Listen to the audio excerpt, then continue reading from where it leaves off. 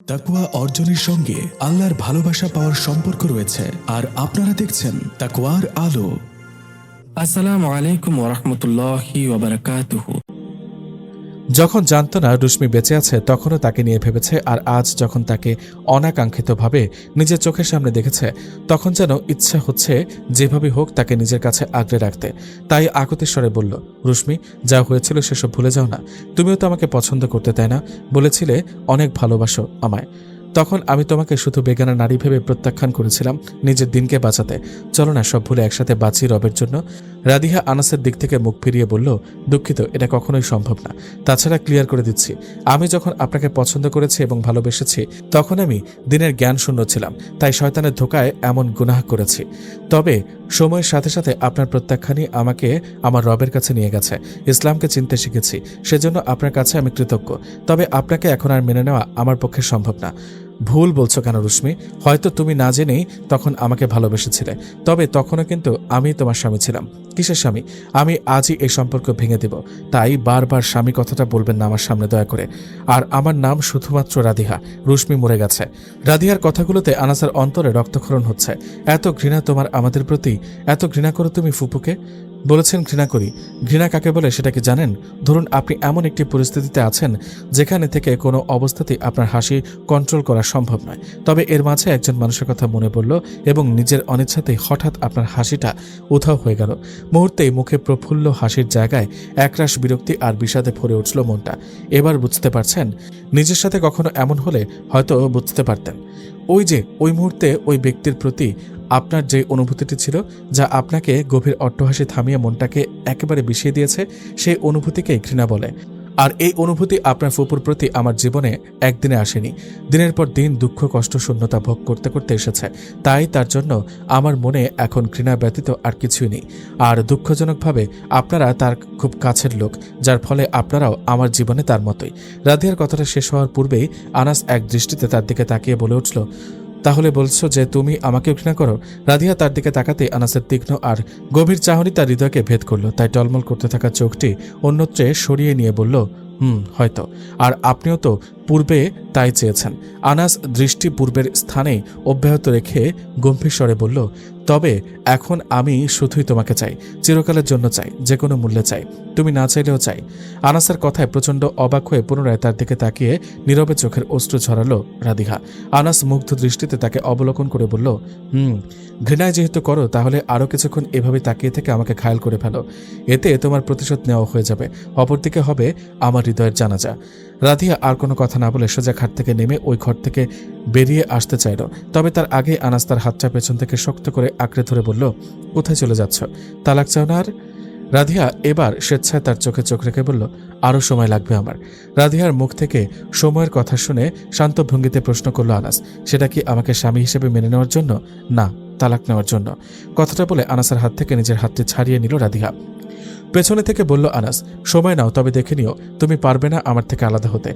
কেননা তুমি প্রকাশ না করলেও আমি তোমার চোখে ভালোবাসা দেখেছি। ভুল দেখেছেন আপনি।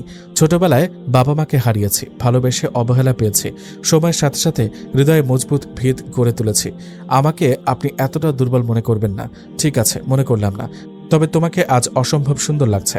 শেষের কথাটা বলে রহস্যজনকভাবে হাসল আনাস। রাধিয়া আর কোনো কথা না বাড়িয়ে সেখান থেকে বেরিয়ে এলো। রাধিয়া আর আনাসের ভেতরের কথা বলতে এত সময় লাগছে বলে বাহিরে সবার মধ্যে চিন্তার ছাপ পড়ে গেল। লতিফা বেগম আর আশরাফ সাহেবও চিন্তায় পড়ে গেলেন, ভেতরে ওরা কি এমন কথা বলছে যে এত সময় লাগছে।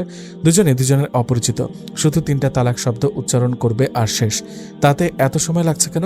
এত সময় অতিবাহিত হওয়ায় শাহেদা বেগমের মনেও টেনশন আরও বেড়ে যাচ্ছে।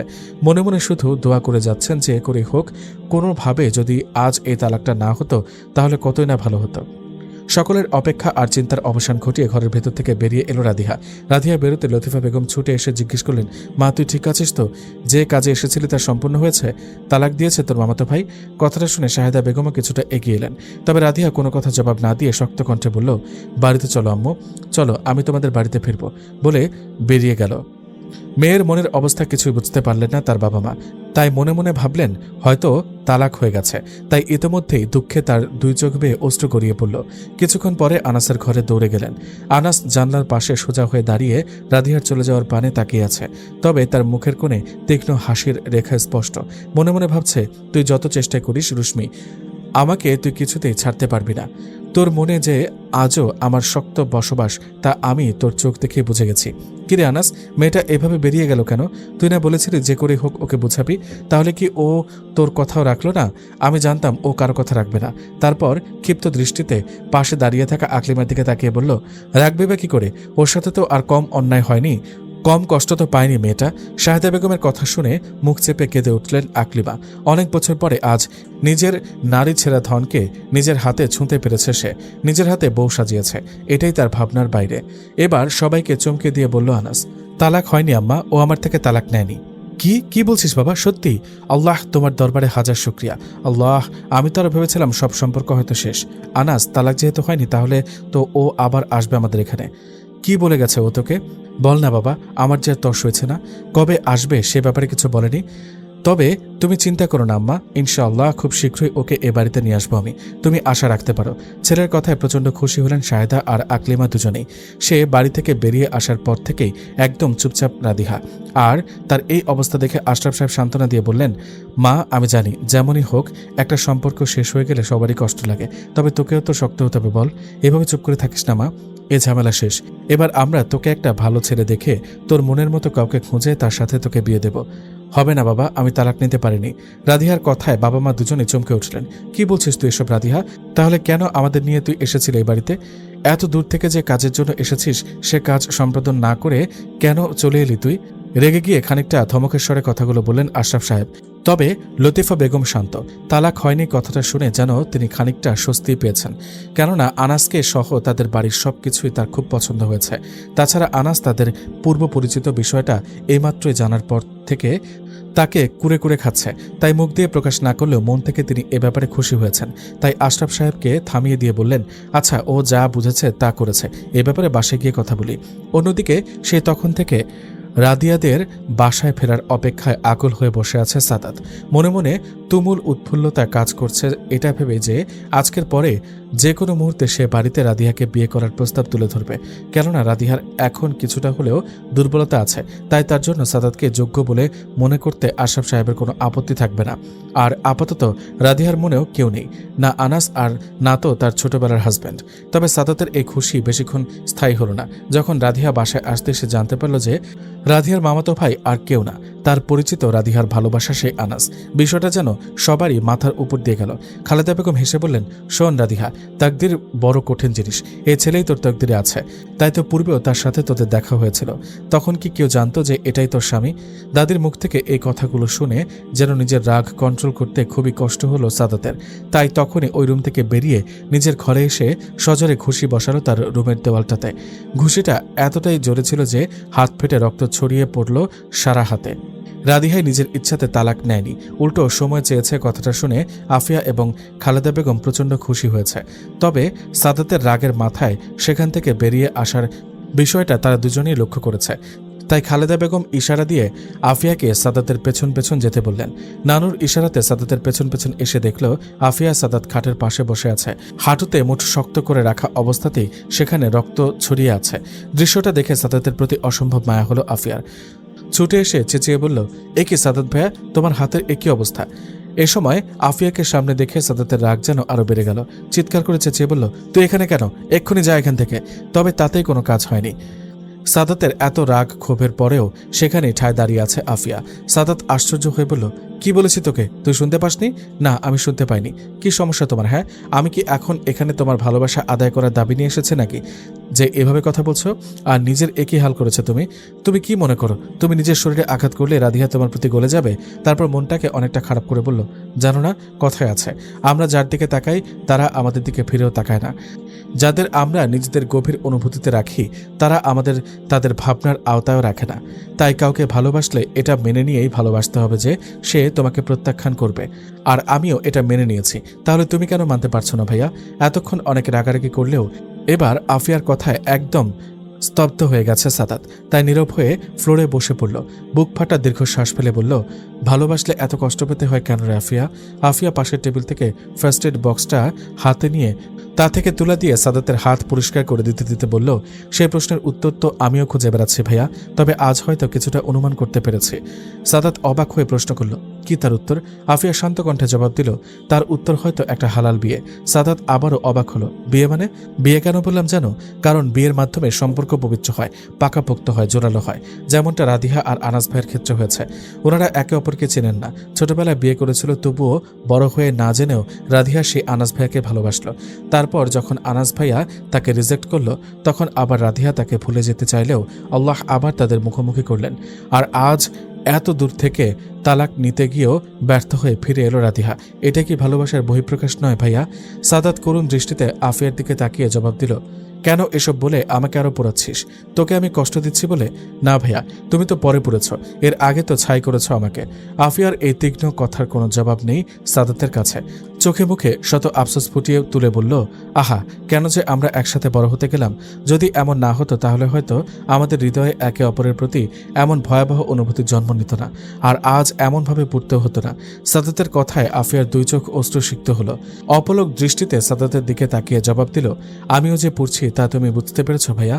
সাদাতের আফিয়ার চোখের দিকে এক পলক তাকাতেই পুনরায় তার চোখ সরিয়ে নিয়ে বলল, শোন আফিয়া, রাধিয়াকে আমি না পেলে তোকে কখনোই বিয়ে করতে পারবো না, এটার জন্য তুই আমাকে মাফ করে দিস। কথাটা শোনা মাত্রই আপন মনে সাদাতের হাতে ব্যান্ডেজ করতে থাকা আফিয়ার দুই চোখ বেয়ে দুই ফোঁটা অশ্রু গড়িয়ে পড়ল সাদাতের হাতে। তখনই একটানে হাতটা সরিয়ে নিল সাদাত। আফিয়া আর কিছু না বলে সেখান থেকে বেরিয়ে এলো। ঘরে গিয়ে আফিয়াকে এভাবে কাঁদতে দেখে সাদাতের ওপর প্রচণ্ড রেগে গেলেন খালেদা বেগম। তাই তখনই মনে মনে সিদ্ধান্ত নিলেন যে আজই সাদাতের সাথে আফিয়াকে বিয়ে দেওয়ার কথাটা তিনি তার ছোট ছেলে আলতাফউদ্দিনের কাছে বলবেন।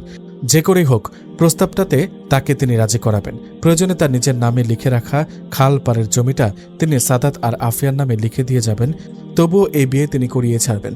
সিদ্ধান্ত মোতাবেক রাতে এই প্রস্তাব তিনি তার ছোট ছেলে আর ছেলের বউয়ের সামনে উপস্থাপন করলেন।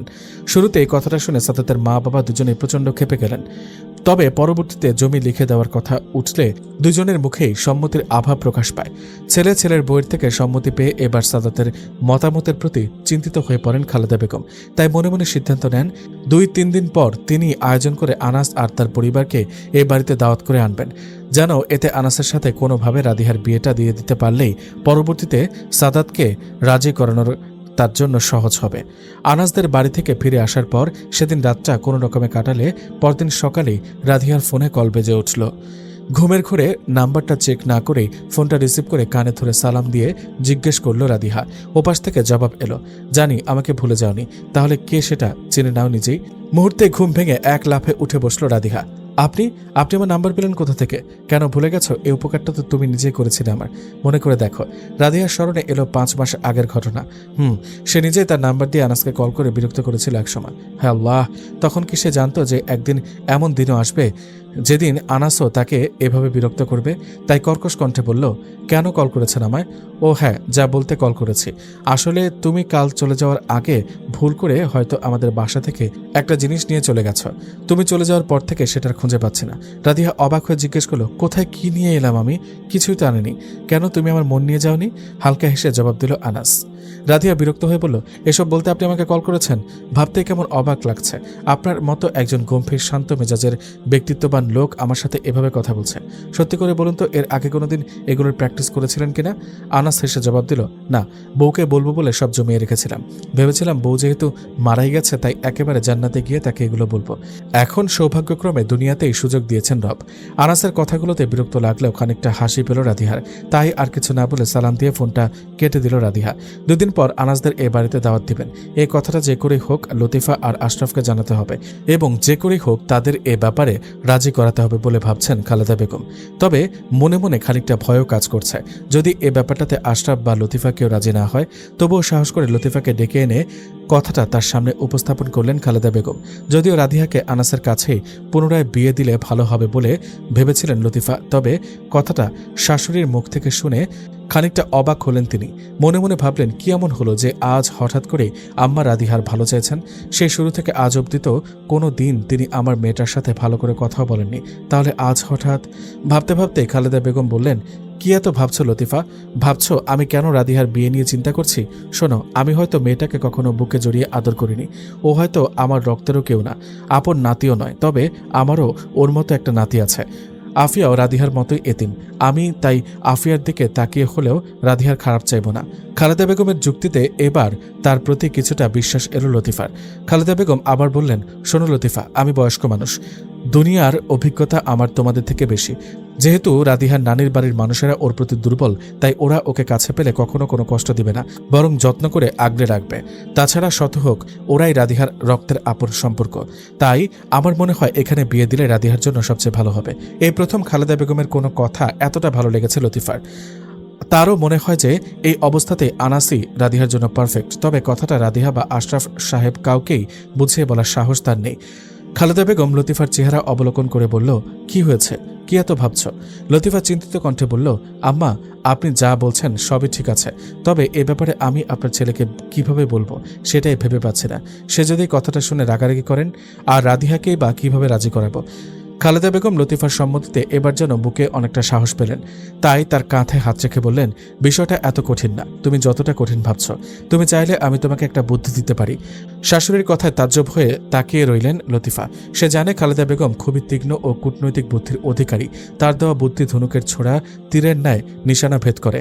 তাই অবাক হয়ে জানতে চাইলেন, কি বুদ্ধি আম্মা? খালেদা বেগম কিছুটা ভেবে জবাব দিল, শোনো, আমার মনে হয় রাদিহার মনে তার মামাতো ভাই মানে ওর স্বামীর জন্য কিছুটা দুর্বলতা আছে। তাই তো সেদিন ও সে বাড়ি থেকে তালাক না নিয়ে চলে এলো, দেখতে পেলে না? তাই চলো আমরা একটা কাজ করি, আনাস আর তার পরিবারকে আমাদের বাড়িতে দাওয়াত করে আনি, তবে সেটা এ বাড়ির কাউকে না জানিয়ে। এর মাঝে তুমি এ ব্যাপারে আশরাফকে বোঝানোর চেষ্টা করো, আর আমি দেখি রাদিহাকে বুঝিয়ে বলার চেষ্টা করি। এতেও যদি ওরা না বুঝে, তাহলে সরাসরি মেহমান বাড়িতে এলে তো আর তাড়িয়ে দিতে পারবে না, তখন বাধ্য হয়ে কোনো না কোনো সিদ্ধান্ত তো নিতেই হবে। তাছাড়া শুনেছি ছেলেটা খুবই ভালো, এত ভালো ছেলেকে সামনাসামনি দেখলে দেখো আশরাফও রাজি না হয়ে পারবে না, তখন আর রাদিহারও দ্বিমত করার কোনো সুযোগ থাকবে না। তারপর যদি সম্ভব হয়, আমরা না হয় পরিস্থিতি বুঝে ওই দিনই ওদের বিয়ে পড়িয়ে রাখার ব্যবস্থা করব। এতক্ষণ শাশুড়ির এতগুলো কথাকে ঠিক বলে মনে হলেও এখন হঠাৎ ওদের এভাবে বাড়িতে দাওয়াত দেওয়ার বিষয়টা আর সেদিনই বিয়ে পড়িয়ে ফেলার বিষয়টাতে কিছুটা ঘাবড়ে গেলেন লতিফা বেগম। ভয়ে ভয়ে বললেন, আম্মা, আপনি সব কি বলছেন? এগুলো একদিনে কিভাবে করব? পরে যদি হিতে বিপরীত হয়? আরে কিচ্ছু হবে না, তুমি হচ্ছ মেয়ের মা, তুমি কি তোমার মেয়ের ভালো চাও না? তাই তো চাই আম্মা। তাহলে মনের সাহস রাখো, দেখো সবকিছু আমি ব্যবস্থা করব, তুমি শুধু আশরাফকে রাজি করার ব্যবস্থা করো, আর এ ব্যাপারে কাউকে বলো না, বিষয়টা সম্পূর্ণ গোপন রাখতে হবে। মনে মনে ভয় নিয়ে শাশুড়ির কথায় সম্মতি দিয়ে সেখান থেকে বেরিয়ে এলেন লতিফা বেগম।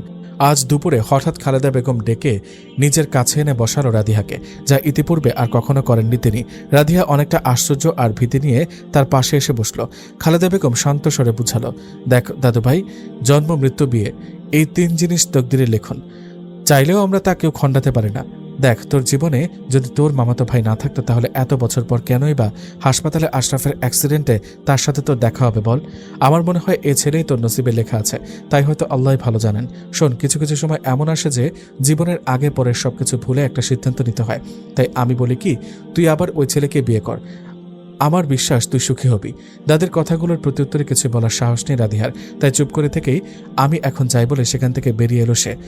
মনে মনে বলছে, এটা আমার পক্ষে কোনোভাবেই সম্ভব না দাদু। লতিফা বেগম মেয়েকে এভাবে চুপ করে বসে থাকতে দেখে তাকে উদ্দেশ্য করে বলল, শোন রাদিহা, সবসময় অতীত নিয়ে পড়ে থাকাটাও কিন্তু ঠিক না। ওই আনাস ছেলেটা কিন্তু দেখতে শুনতে চালচলনে কোনো অংশেই কম না। তুই চাইলে একটু ভেবে দেখতে পারিস, পরে না হয় আমি তোর বাবাকে বুঝিয়ে রাজি করাবো। আম্মু, তুমিও দাদির মতো এই একই কথা বলা শুরু করলে? না, আমি এসব মেনে নিতে চাই না আম্মু, আমাকে তুমি এ ব্যাপারে কিছুই বলো না। এভাবেই কয়দিন কেটে গেল। ওই দিনের পর থেকে সকালে আর রাতে প্রতিদিন 2 বার করে বিষয়টাতে শত বিরক্ত হলেও কেন যেন আনাস একদিন কল না দিলেই সারাটা দিন কেমন অস্বস্তিতে কাটে রাদিহার। কেন এমন হয় তা নিজেও জানে না রাদিহা, তাই নিজেই নিজেকে বোঝায়, এসব কি হচ্ছে রাদিহা? তুইও কি ওদের প্রতি গলে যাচ্ছিস আস্তে আস্তে? না না, সব ভুলে গেলে চলবে না, ওদের কোনোভাবেই মেনে নেওয়া যাবে না। তবুও তার অবুঝ মন এটা মেনে নিতে বাধ্য না। শাশুড়ির বুদ্ধিতে ওই দিনের পর থেকে লতিফা বেগম রাদিহা আর আশরাফ সাহেবকে বোঝানোর চেষ্টা করছেন আনাসি রাদিহার জন্য যোগ্য পাত্র।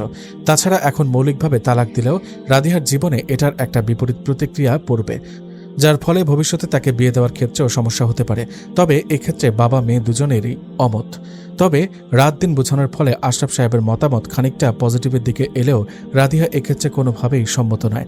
তাই ইদানিং আফিয়া আর খালেদা বেগমও সময় পেলেই এ ব্যাপারে প্রাণপণে রাদিয়াকে বোঝানোর চেষ্টা করে। তবে সে নাছোড়বান্দা।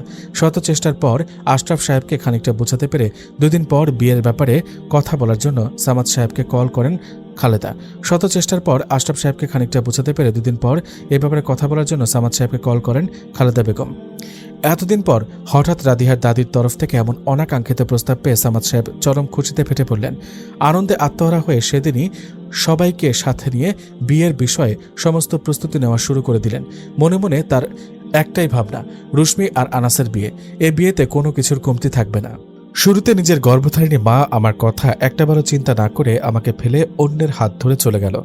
তারপর একমাত্র আশ্রয় বাবাকে হারালাম। শেষে যখন একজনকে ভালোবাসলাম তাকেও তোমার ভয়ে ভুলে গেলাম। এখন তো আমার পুরো হৃদয় জুড়ে শুধুই তুমিই ছিলে। আল্লাহ, তাহলে আবার নতুন করে এত কঠিন পরীক্ষা কেন নিচ্ছ বলো? কথাগুলো বলে অঝরে কান্নায় ভেঙে পড়ল রাদিহা। সে সময় রাতের খাবারের জন্য তাকে ডাকতে এসেছিল তার বাবা আশরাফ সাহেব। তবে এসে মেয়েকে এভাবে কাঁদতে দেখে তিনি উতলা হয়ে জিজ্ঞেস করলেন, কিরে মা, কি হয়েছে? তুই এভাবে কাঁদছিস কেন? কেউ কি কিছু বলেছে তোকে? কান্নার গতি এতই বেশি যে মুখ ফুটে কিছু বলতেও পারছে না রাদিহা। মেয়ের এই অবস্থা দেখে গলা ছেড়ে স্ত্রী লতিফা বেগমকে ডাকলেন আশরাফ সাহেব। তার এমন ডাকে ওই রুমে খেতে থাকা সবাই ছুটে এলো এ রুমে। লতিফা বেগম চিন্তিত কণ্ঠে এসে জিজ্ঞেস করলেন, কি গো, কি হয়েছে? তুমি এভাবে ডাকলে কেন? দেখো না লতিফা, রাধিয়ার যেন কি হয়েছে? ও হঠাৎ করে এভাবে কাঁদছে কেন? লতিফা বেগম ছুটে এসে মেয়ের পাশে বসলেন।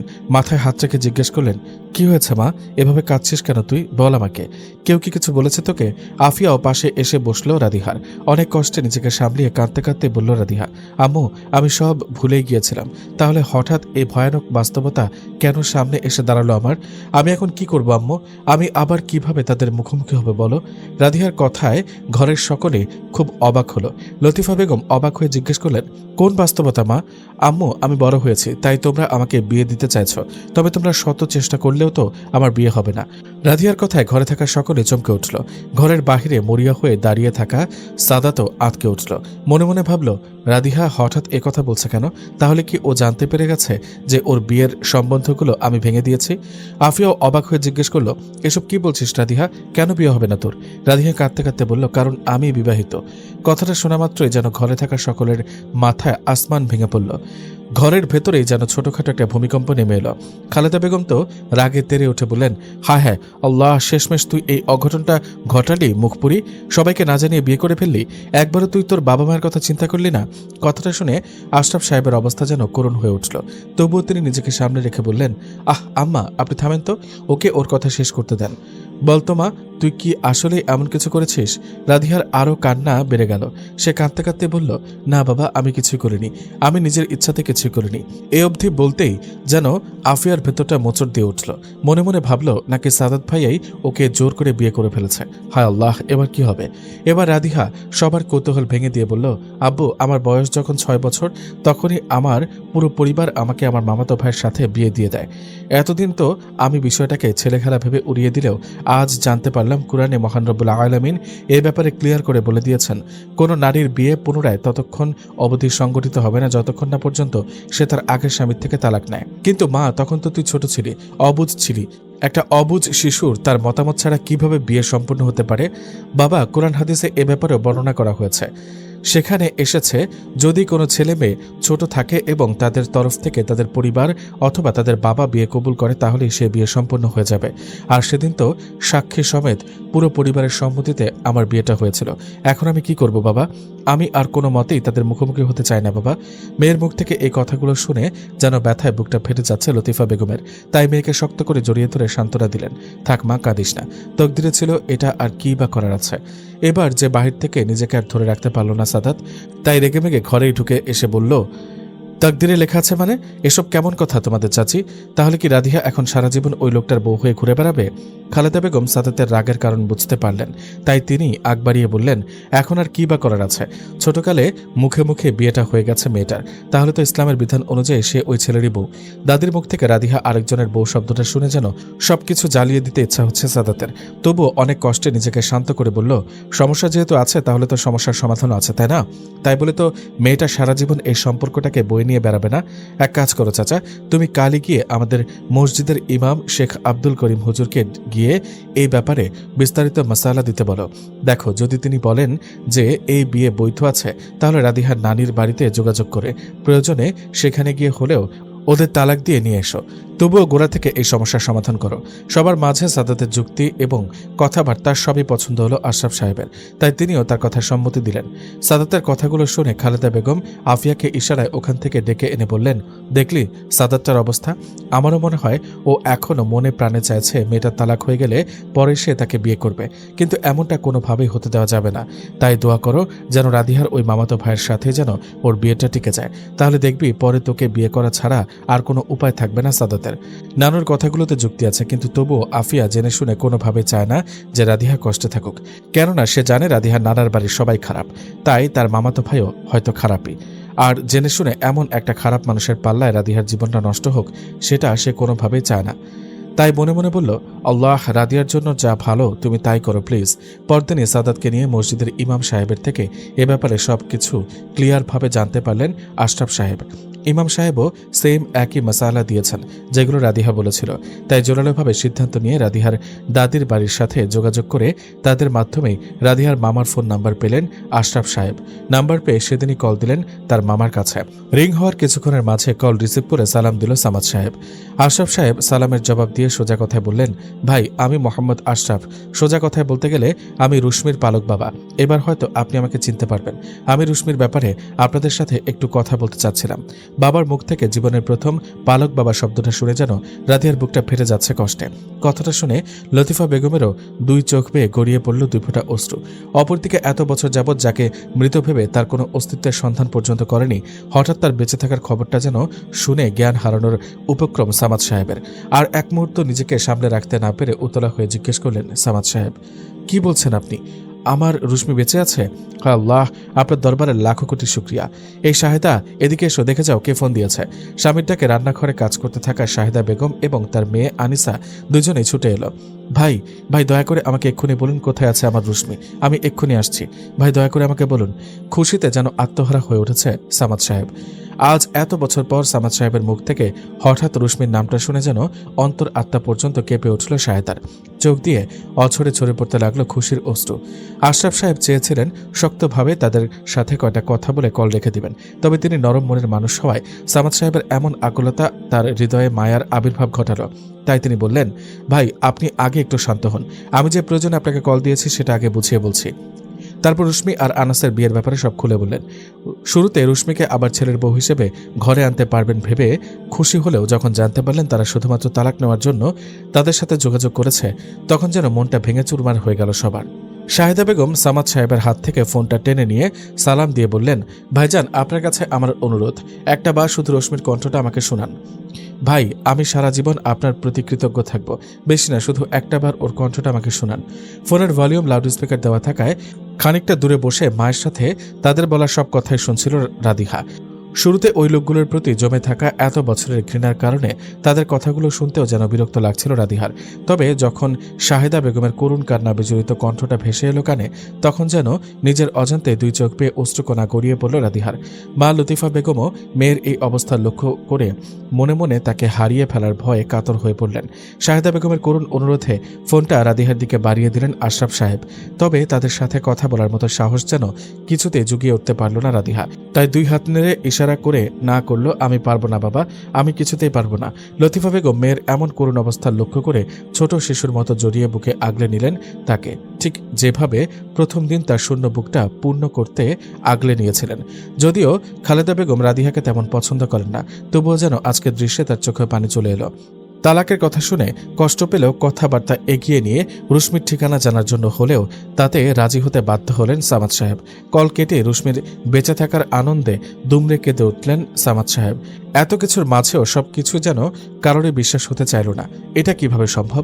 এত বছর যাবৎ যাকে মৃত ভেবেছে আজ হঠাৎ করে জানতে পারল সে মানুষটা জীবিত। আনন্দে যেন বুক ভরে উঠছে সবার। আজ দীর্ঘ 6 মাস পরে ঢাকা থেকে নিজের দায়িত্ব সম্পূর্ণ করে একেবারে রাজশাহীতে চলে আসছে আনাস। একেবারের জন্য নিজে বাড়িতে চলে আসার আনন্দের চেয়েও যেন এই শহরটা ছেড়ে যাওয়ার বেদনা আজ বেশি কাতর করছে আনাসকে। আসার সময় ভেজা চোখে বিদায় দেওয়া হামজা এবং অনেক দিনই ভাইদের সেই করুণ দৃশ্যটা যেন বারবার মনে পড়ে যাচ্ছে আনাসের।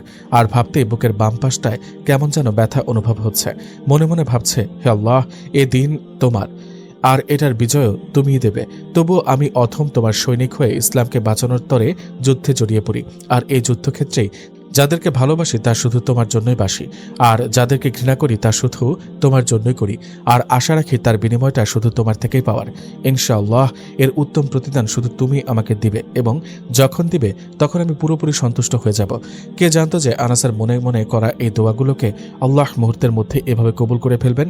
বন্ধুদের ছেড়ে চলে যাওয়ার বেদনা নিয়ে আনাস বাড়িতে ফিরলেও মুহূর্তে তার বেদনা পরম খুশিতে পরিণত হলো। বাড়িতে পৌঁছতে সে আশ্চর্যজনক ঘটনার সম্মুখীন হবে তা কখনোই কল্পনাতেও আনেননি। বাসায় প্রবেশ করে জানতে পারল তার ছোটবেলার সাথী, তার মনের রাজ্যে ভালোবাসার প্রথম অনুভূতি, তার বিবাহিত হালার স্ত্রী রুশমি এখনও বেঁচে আছে। হ্যাঁ, অবিশ্বাস্য হলেও এটাই সত্যি। কথাটা ভেবেই রবের দরবারে অগণিত শুকরিয়া জ্ঞাপন করল আনাস। পুরোপুরি না বুঝলে অনুমান করতে পারল যে রুশমির মাঝে দিনের জ্ঞান কিছুটা হলেও আছে। না হয় সে কখনো এই বিয়েটাকে মেনে নিত না। হয়তোবা এখানে যোগাযোগ করার উদ্দেশ্য তালাক চাওয়া, তবুও তো সে যে এখনও আনাসের বউ, এটা সে মানে। কথাটা ভেবেই মনের মাঝে রুশমিকে সামনাসামনি দেখার এক অব্যক্ত ইচ্ছা জাগ্রত হলো আনাসের মনে। সাথে মায়ের কান্না থামাতেও বহু চিন্তা ভাবনা করে সিদ্ধান্ত নিল যে হ্যাঁ, সে রুশমির কথা রক্ষা করে তাকে তালাক দিবে, তার জীবন থেকে চিরতরে তাকে মুক্তি দেবে। তবে সেটার পেছনেও একটা গভীর শর্ত রক্ষা করতে হবে রুশমিকে। শর্তটা হলো জীবনের প্রথম এবং শেষবারের জন্য হলেও একটা বার লাল টুকটুকে বউ সেজে শ্বশুর বাড়িতে এসে আনাসের সামনে দাঁড়াতে হবে রুশমিকে। তবেই সে স্বইচ্ছায় রুশমিকে তালাক দিবে, না হয় দিবে না। ব্যাপারটা হলো সে তার বউকে চিনবে না, জানবে না, আন্দাজে কিভাবে তাকে তালাক দিয়ে দেবে। শর্তের কথাটা শুনে যেন রাধিহার পায়ের রক্ত মাথায়। দ্বিমত পোষণ করে বলল, এ কেমন শর্ত?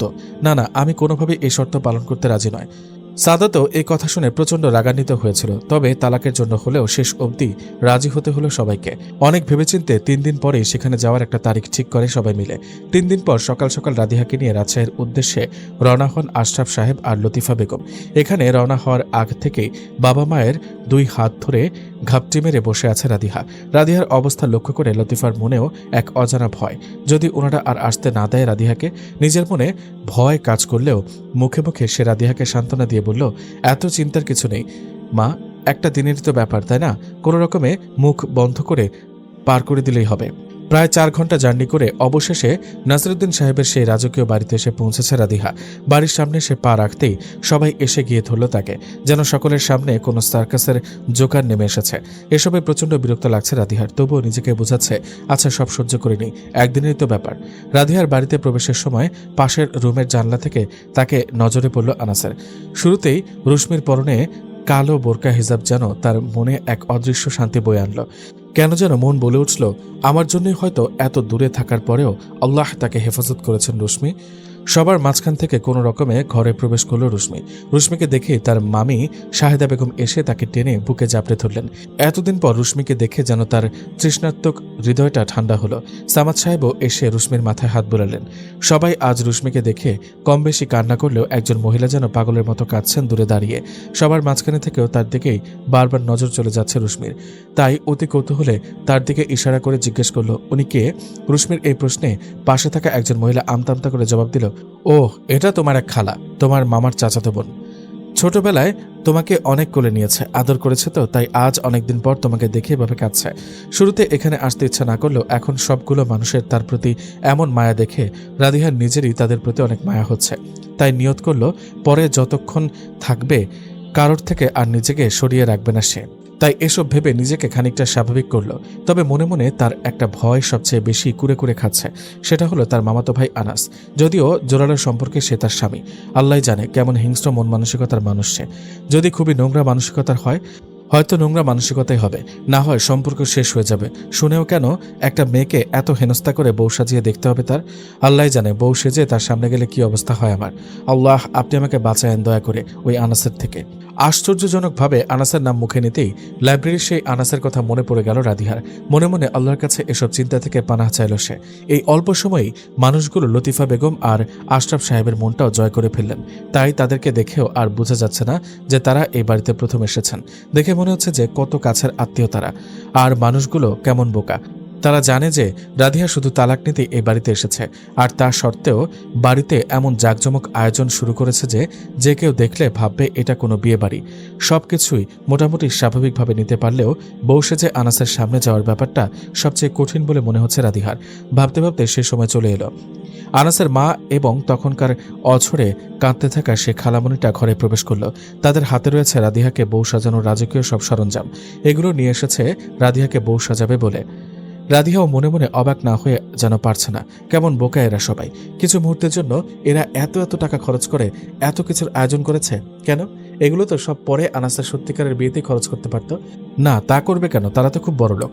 তাই তাদের সব কিছুই হতে হবে ব্যতিক্রম, এমনকি তালাকও। মহিলা দুজনে মিলে রাধিয়াকে ধরে অতি আদরে তাকে শাড়ি পরিয়ে দিল। বিশেষ করে ওই মহিলাটি অতি যত্নের সাথে নিজের হাতে রাধিয়াকে সাজিয়ে দিয়েছে, যেন মনের মাধুরী মিশিয়ে সাজিয়েছেন তিনি। বউ সাজিয়ে রাধিয়াকে নিয়ে দাঁড় করালেন আয়নার সামনে। আজ যেন নিজেকে দেখে নিজেই চোখ সরাতে পারছে না রাধিয়া। তাকে যে লাল রঙে এতটা সুন্দর লাগে সে এটা কখনোই জানত না।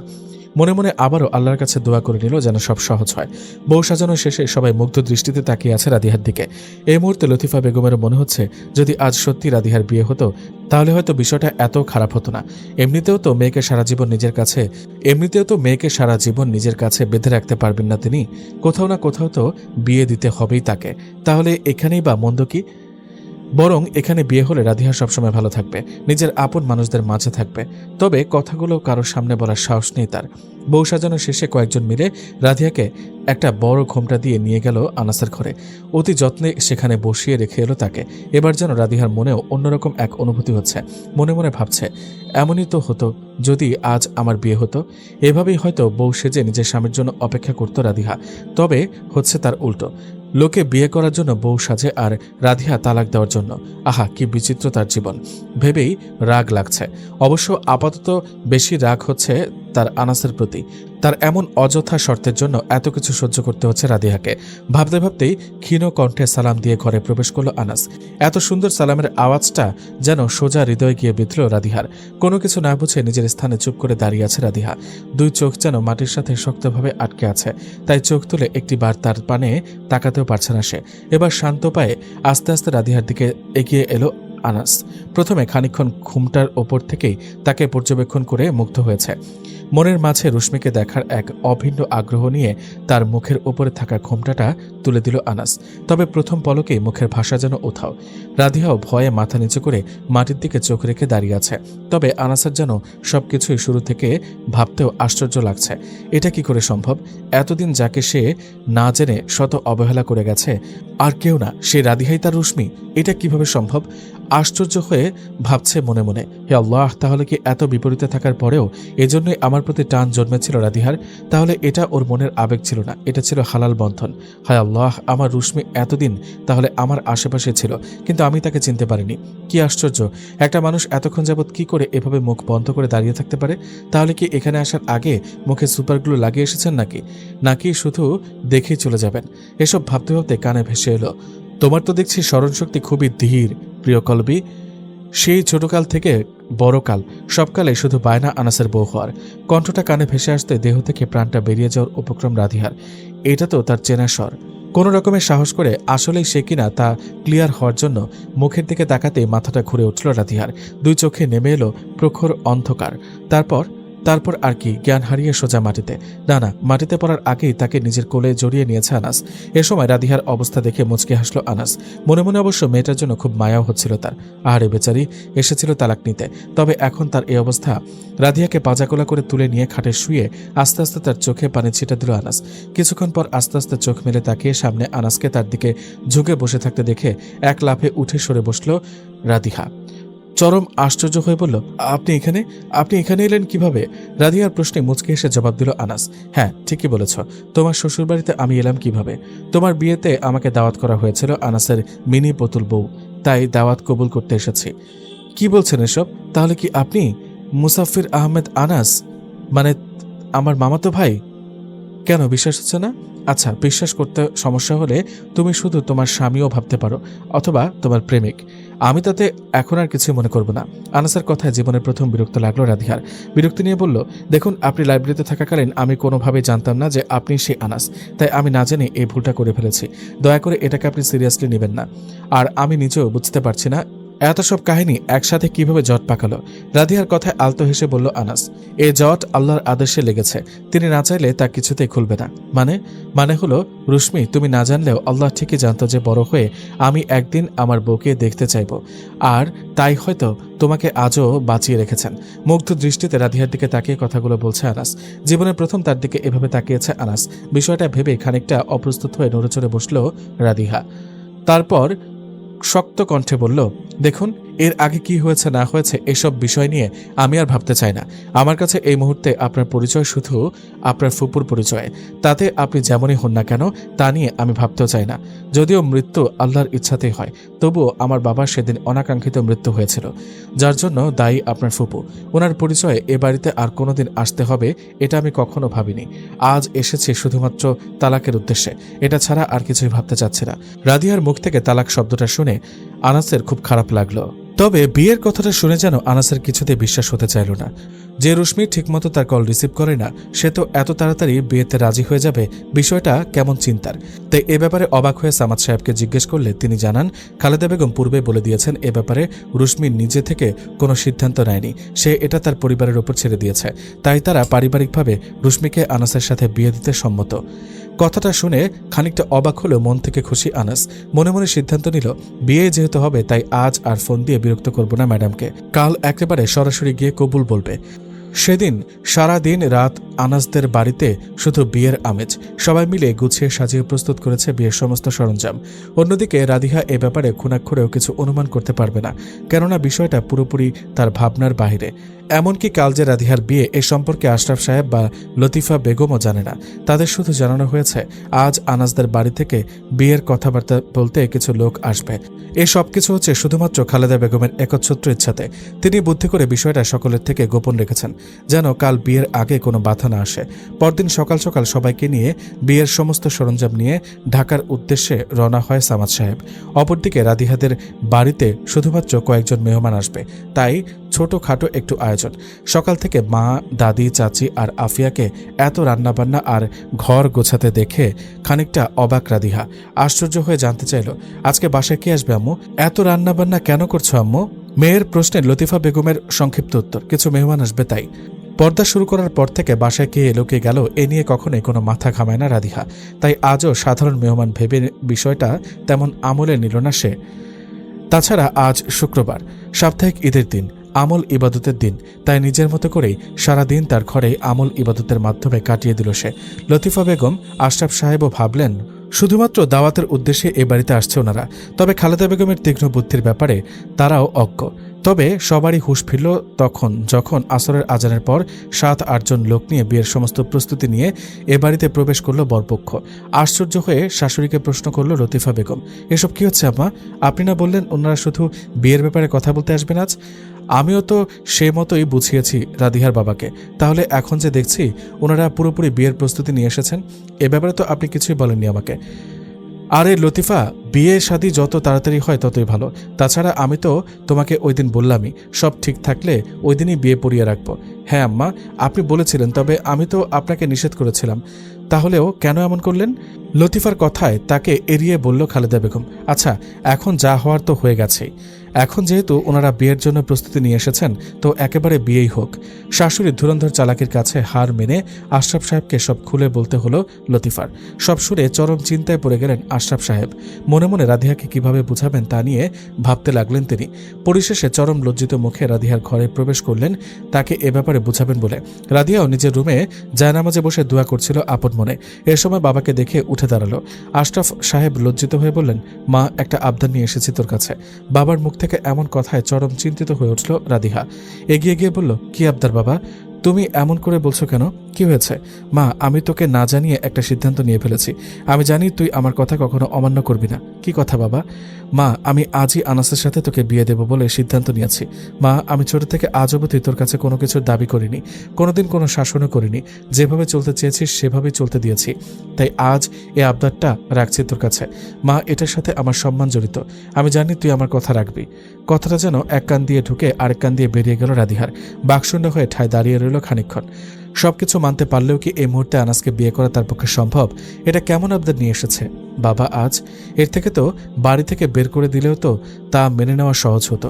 এখন আমি কি করব? আল্লাহ, আমি কি করে ওনাকে বিয়ে করব? মন থেকে সবকিছু মেনে নেওয়ার জন্য হলেও তো একটু সময়ের প্রয়োজন। সেই সময়টুকুও তো দিল না কেউ। প্রাথমিকভাবে সামাদ সাহেবদের একেবারে বিয়ের প্রস্তুতি নিয়ে এ বাড়িতে হাজির হওয়ায় খানিকটা রাগান্বিত হলেন আশরাফ সাহেব। তবে পরবর্তীতে যখন জানতে পারলেন যে এসবই তার মা খালেদা বেগমের বুদ্ধিতে হয়েছে, তখন মন থেকে সবকিছু মানিয়ে নিয়ে বর পক্ষদের সাথে স্বাভাবিকভাবেই সাক্ষাৎ করলেন এবং মনের অনিচ্ছাতেও পরিবারের মুরব্বীদের নিয়ে ঠিক করলেন রাদিহা আর আনাসের বিয়েটা আজ রাতেই তাদের এলাকার স্থানীয় মসজিদে সম্প্রদান করবেন। সিদ্ধান্ত অনুযায়ী সকলেই বিয়ের প্রস্তুতি নিতে শুরু করল। খালেদা বেগম লতিফা বেগমকে ইশারায় ডেকে নিয়ে জিজ্ঞেস করলেন রাদিহার মতামতের কথা। লতিফা মনে অনেকটা ক্ষোভ নিয়েই জবাব দিল, এখন আর ওর মতামত জানতে চেয়ে কি হবে আম্মা? ওর বিয়েটা তো হচ্ছে আপনার মতামতেই। আর আপনি যেখানে সম্মত আছেন সেখানে কি আমার মেয়ের সাধ্য আছে দ্বিমত পোষণ করার? লতিফার কথায় তেলে বেগুনে জ্বলে উঠল খালেদা বেগম। খোঁচা মেরে কথা বলার স্বভাব তো তোমার প্রথম থেকেই। তখন থেকে তুমি আর আশরাফ এক কথাই বলে যাচ্ছ আমি জোর করে বিয়ে দিচ্ছি। কেন যে দিতে চাচ্ছি সেটা তো একবারও দেখছো না। দেখলে আনাসদের আর্থিক অবস্থা আমাদের থেকে কত উন্নত। বরপক্ষ হয়েও এমন কোনো সরঞ্জাম নেই যা ওরা আনেননি। মেয়ের জন্য কত কত স্বর্ণের গহনা আনলো, শুধু একবার তাকিয়ে দেখো। তাছাড়া পরিবারের সকলের জন্য কত রকমের উপহার সাজিয়ে এনেছে। এমন বিয়ে জীবনে দেখেছ? এখানে বরপক্ষ কনে পক্ষের জন্য এত কিছু আনে, যেখানে এখন একটা মেয়ে বিয়ে দিতে গেলে মেয়ের বাবার যৌতুক দিতে দিতেই দফা রফা। সেখানে চান কপাল নিয়ে জন্ম নিয়েছে তোমার মেয়ে, না চাইতেই কত কিছু পেয়ে যাচ্ছে। এত ভালো চাইছে আমি মেয়েটার, তবুও তো আমারই দোষ সব জায়গায়। শেষের কথাটা মুখ বাঁকিয়ে বলল খালেদা। লতিফার শাশুড়িকে মানিয়ে নিতে বলতে চাইল, আম্মা আপনার দোষ কোথায় দিলাম? আমি শুধু বলতে চাইছিলাম মেয়েটাকে আরেকটু সময় দিলে ভালো হতো। হয়েছে, আর সময় লাগবে না। বিয়ের পর মানিয়ে নেওয়ার জন্য অনেক সময় পাওয়া যাবে। এখন দ্রুত আফিয়াকে গিয়ে বলো মেয়েকে তৈরি করতে। রাতের মধ্যে বিয়ে পড়িয়ে বউ নিয়ে রওনা হবেন তারা। এমনই কথা হয়েছে পারিবারিক মাসোয়ারায়, তাই যা করতে হবে দ্রুত করতে হবে। তার আগে আশরাফ বলল ছেলে মেয়েকে আলাদা একটু কথা বলতে দিতে। যাও তুমি গিয়ে রাদিহাকে কথাটা জানিয়ে দিয়ে আসো, আমি আনাসকে পাঠিয়ে দিচ্ছি বলে খালেদা বেগম চলে গেলেন। পাশের ঘরে সবার সাথে মাথা নিচু করে বসে আছে আনাস। মনে মনে নানান চিন্তা ঘুরপাক খাচ্ছে তার। কে জানতো এই মেয়েটাকেই বিয়ে করতে হবে তার, যে কিনা একদিন নিজে থেকে বিয়ের প্রস্তাব নিয়ে পেছন পেছন ঘুরেছে। কথাটা ভাবতেই ঠোঁটের কোণায় এক ঝলক হাসি রেখা প্রকাশ পেল আনাসের। তখনই খালেদা বেগম ডেকে বললেন, কই আনাস দাদু ভাই, একটু এদিকে শুনে যাও তো। সবার মাঝে বৃদ্ধ মহিলার ডাকে ঘোর ভাঙল আনাসের। অবাক হয়ে উঠে এগিয়ে এলো। জি বলুন দাদি। খালেদা বেগম মজার ছলে বললেন, এসেছো তো সেই কখন? বউকে দেখতে মন চায়নি বুঝি? চলো বউয়ের কাছে নিয়ে যাচ্ছি তোমায়। খালেদা বেগমের কথায় প্রচণ্ড লজ্জায় পড়ে গেল আনাস। পরে দাদির পথ অনুসরণ করে সামনে এগিয়ে গেল। অপরদিকে লতিফা বেগম রাদিহাকে বোঝাতে চাইল, দেখ মা, জীবনটা এমনই, এখানে সবকিছু নিজের মর্জি মতো হয় না, মানিয়ে নিতে হয়। তাছাড়া এখানে বিয়ে হলে এটা তোর জন্য ভালোই হবে বলে মনে হচ্ছে। মা, তুই এভাবে কাঁদিস না। তুই এভাবে কাঁদলে আমাদের নিজেদেরকে অপরাধী বলে মনে হয়। কথাগুলো বলে খাটের কোণায় বসে কাঁদতে থাকা রাদিহাকে সান্ত্বনা দিচ্ছেন লতিফা বেগম। খালেদা বেগম রাদিহার ঘরের সামনে পর্যন্ত আসতেই হঠাৎ লক্ষ্য করলেন শান্ত মেজাজে বাসায় প্রবেশ করছে সাদাত। সাদাতকে দেখেই খানিকটা চিন্তিত হয়ে গেলেন খালেদা বেগম। আনাসও সাদাতকে দেখে তার সাথে কথা বলবে বলে সামনে এগিয়ে যেতে উদ্যত হলে তাকে বাধা দিয়ে রাদিহার ঘরে পাঠিয়ে দিলেন খালেদা বেগম। আনাসকে দেখে লতিফা বেগম তড়িঘড়ি করে ঘর থেকে বেরিয়ে এলেন। হঠাৎ জোর করে আনাসকে রাদিহার ঘরে ঢুকিয়ে দেওয়ায় আনাসও খানিকটা বিব্রতকর পরিস্থিতিতে পড়ে গেল। খালেদা বেগম মনে মনে কিছুটা হাঁপ ছেড়ে বাঁচলেন, কেননা তার ভয় ছিল সাদাত রাদিহার বিয়ের ব্যাপারে কিছুই জানে না এখনো। বুদ্ধি করে আজ সকালে তিনি তাকে জমিজমার একটা জরুরি কাজে ভূমি অফিসে পাঠিয়েছিলেন। তবে এখন ফিরে এসে যদি আনাসকে দেখে সব বলে দেয়, যে সে রাদিয়াকে পছন্দ করে তাহলে তো সব শেষ। তাই বুদ্ধি করে আনাসকে সাদাতের সাথে দেখা করতে দেননি তিনি। আনাসকে রাদিয়ার ঘরে পাঠিয়ে দ্রুত পায়ে এগিয়ে গেলেন সাদাতের কাছে। দাদিকে এভাবে আসতে দেখে ভ্রু নাচিয়ে প্রশ্ন করল সাদাত, কি হয়েছে সুন্দরী, আবার কি জরুরি তলব? মাত্রই তো তোমার ফরমান সেরে এলাম। খালেদা বেগম মনে মনে আরেক নাটক সাজিয়ে বললেন, তোর মোবাইলটার কি হয়েছে রে সাদাত? সাদাত অবাক হয়ে প্রশ্ন করল, ফোনের আবার কি হবে? ফোন তো ঠিকই আছে। আরে না, দেখ কিছু হয়েছে হয়তো। দুপুরে তোর বন্ধু জুনায়েদের বাবা তোর বাবার ফোনে কল করে বলল জুনায়েদের নাকি গুরুতর অ্যাক্সিডেন্ট হয়েছে, তোকে বহুবার কল করেও নাকি পায়নি, তাই বলেছে তুই বাড়িতে ফিরলেই যেন তোকে জানায়।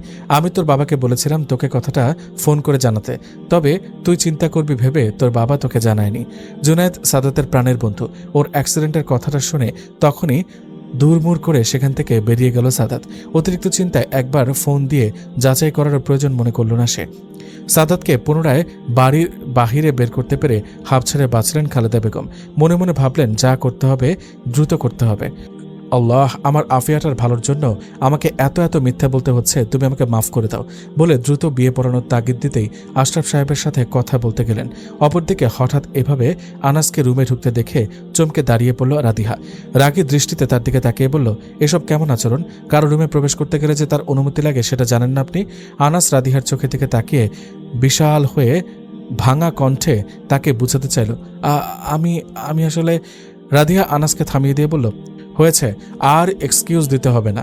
আপনি তো হঠাৎ এসে আমার জীবনটাকে এলোমেলো করে দিচ্ছেন। ঘরে প্রবেশ করতে আর কি অনুমতি নেবেন? কথাটা বলে আবারও কাঁদতে শুরু করলো রাদিহা। রাদিহার কান্না দেখে অসম্ভব মায়া হলো আনাসের। ধীর পায়ে তার দিকে এগিয়ে গিয়ে বলল, আমি কি এতটাই অপছন্দনীয় তোমার কাছে যে আমাকে মেনে নিতে এত কষ্ট হচ্ছে তোমার? আমাকে কি বিশ্বাস করা যাবে না একটা বার? তাকাও তো একবার আমার চোখের দিকে, দেখো তো এই চোখে তোমার প্রতি ভালোবাসা ব্যতীত আর কিছু দেখতে পাও কিনা? এই রুশ্মি, সত্যি করে বলো তো, আমার কাছ থেকে দূরে থেকে তুমি ভালো থাকতে পারবে?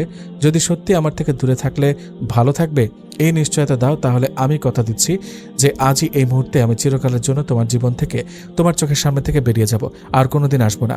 এতক্ষণ মনে মনে কত রকমেরই অনুভূতি কাজ করছিল রাদিহার।